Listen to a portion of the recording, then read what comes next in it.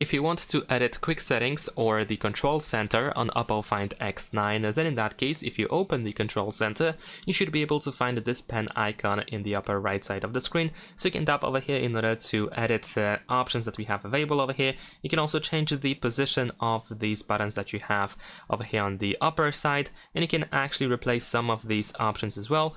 So for example, if you don't want to have the mobile data button over here, you can just add it back into this section, and you can add something else instead, like for example the QR code scanner, so it can be a little bit wider like this.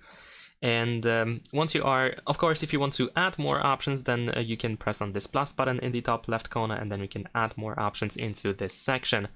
Besides that, if we actually have the classic style of quick settings, so if you have notifications and quick settings combined, and if you want to edit quick settings, then in that case you want to tap on these three dots in the upper right corner, and then we have the edit tiles option, so we can change the style of this, well, we can edit tiles of this quick setting style like this. And that's pretty much it. Thanks for watching, leave a like and subscribe.